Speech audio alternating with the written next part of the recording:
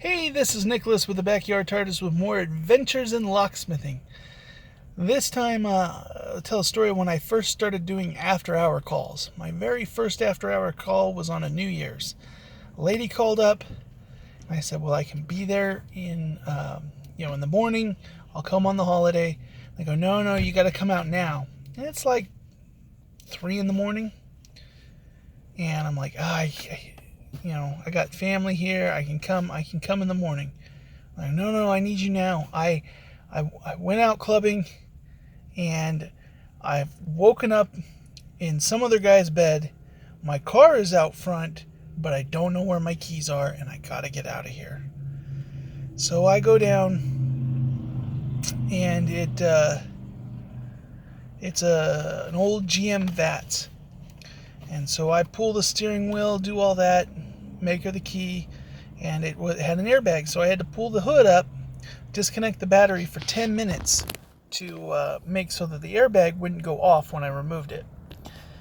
And everything, went fine. 2 days later, she calls me at like 10:30 at night, leaves a message. Apparently, she had been going over the bridge, a 1-lane each way direction bridge, and when it was getting dark and her automatic lights came on and her car died on the bridge. Backed all the traffic up, was a huge thing. Well, she didn't have an alternator belt.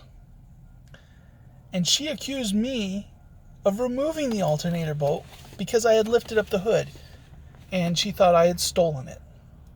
I said, no, I was disconnecting the battery. I didn't touch the belt at all. She says, well, I had the tow truck driver look at it, and he confirmed it was you. I'm like, no tow truck driver did that. And so some arguing back and forth, and so then she leaves me another message. And she, because they want me to pay this bill. And she says that if I don't pay to have her car fixed instantly, that because she has problems with feeling of entrapment emotionally, that she would commit suicide, and that she would make sure to write in the suicide note that I was responsible for her suicide. So I've been in contact with the boss, and I asked him, what do we do now? And he says, well, go in. We'll find we'll tell her that we can take it to 3 mechanics. So she had a mechanic that was telling her all this stuff, and then we took her to 2 high-rated mechanics in town, well-known, had them look at it and say what it was, and both of them said we weren't at fault. And so she actually turned us in to Better Business Bureau, who did an investigation and also found us not at fault. But it was one of those things where it was how it went from one thing to this extreme.